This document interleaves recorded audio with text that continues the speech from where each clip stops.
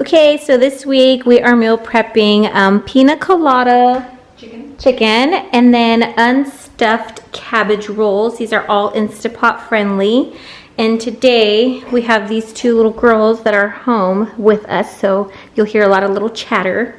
And then over here is the two meals that I'm going to be making. And so this one is a lemongrass basil simmer sauce. So I got these 2 packets off Thrive Market. And then I'm going to add some of this coconut milk to the chicken, which is already in here. So there's about 2 pounds of chicken in the Ziploc bag. And then I'm going to add these fire roasted bell peppers and onions.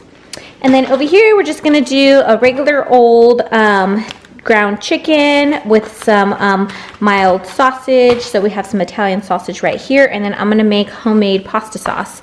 And so all these are basically gonna be freezer meal and Instapot friendly. So basically what we do is we prep everything, throw everything in the Ziploc bag, and then we reheat everything in the Instapot. So it usually takes about, you know, maybe between 20 to 30 minutes depending on what it is that we're using.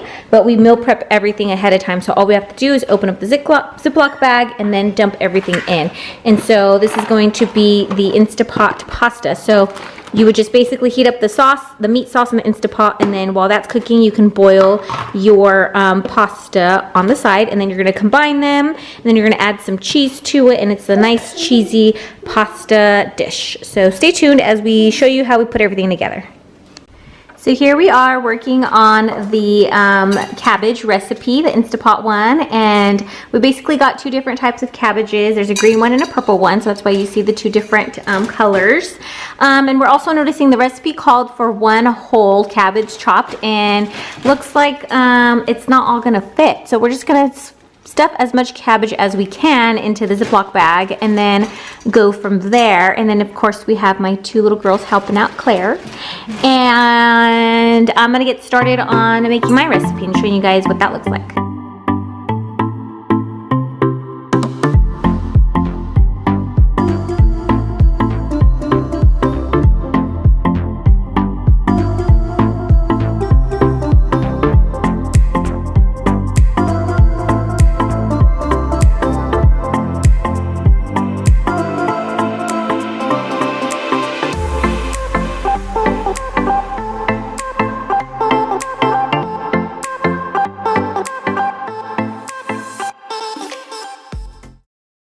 So here are the herbs I'm chopping for the homemade pasta sauce. So we have some basil, and then some rosemary, oregano, and a little bit of tarragon. And so I'm just gonna basically throw all this in the bag along with this meat that's cooking right over here.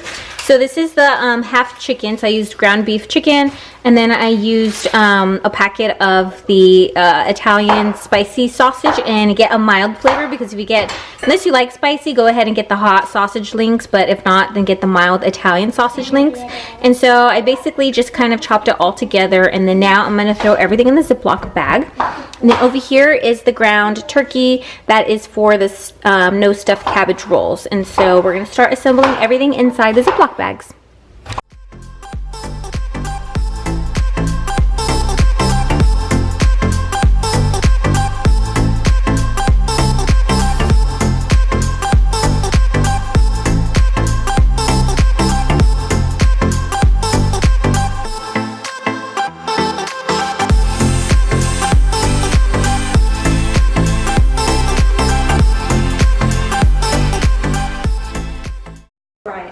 Ready to start putting together all the ingredients for the no stuffed cabbage.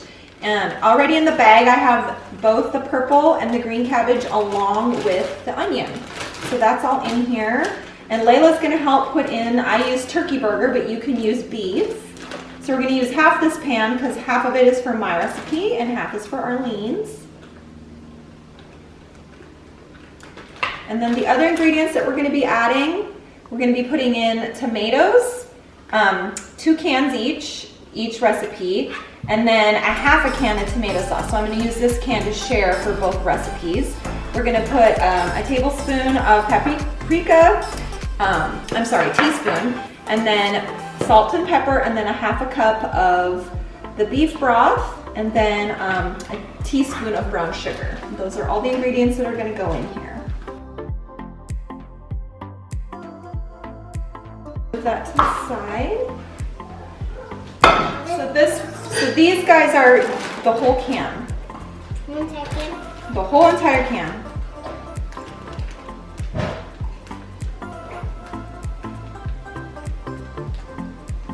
Perfect. I knew this recipe was going to be a full one.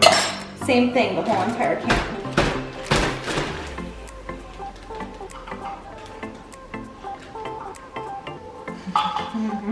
It's gonna be a full bag. Oh, and this one we're just gonna do half a can. I'm sorry, totally splashed her. And then this gets a teaspoon of brown sugar.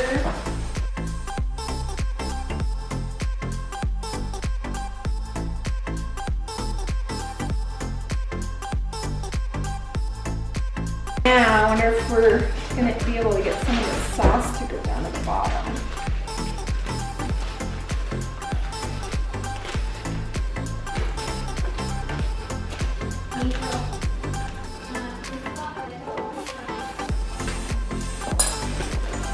All right, thank you, high five. All right, I'm back and I'm going to be making the Instapot pasta. So I have all my meat already in here, and then I added the can of tomato paste. So this is pretty much how I make my homemade pasta sauce.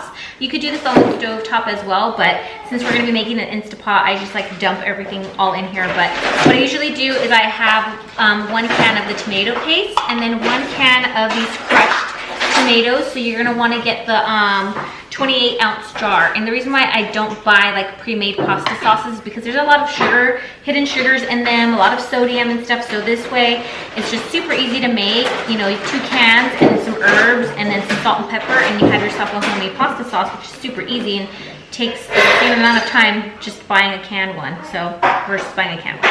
So anyways, here I have some basil. So this is just to flavor the pasta sauce. So I'm just gonna sprinkle this in here with the meat. And then I have the sprig of tarragon. Then I have the sprig of thyme. And then gonna throw that in here. And then I have a sprig of rosemary. So if you don't have a garden like I do, then just go ahead and get your favorite Italian seasoning and just maybe do like about 2 tablespoons of that, of dried seasoning, and then just throw that in there. Or you can get fresh and just, you know, chop up whatever you need to. I don't chop it up because once we cook this in the Instant Pot, all of the little leaves fall off the stem. So just make sure that you fish out the stems when you're done cooking it. Like I said, I added some salt and some pepper. So some pink Himalayan salt and pepper. And then now I'm just going to just throw this in here, and that's pretty much it. I like to scrape out everything, not leave everything all in, left nothing unused. So getting my little spatula in here and making sure I'm getting out all of the crushed tomato sauce. And that's pretty much it. Get it off the lid, because my grandma taught me don't waste anything. And then I'm just gonna mix this all together and kind of just get everything all incorporated and, you know, get the meat mixed up and stuff.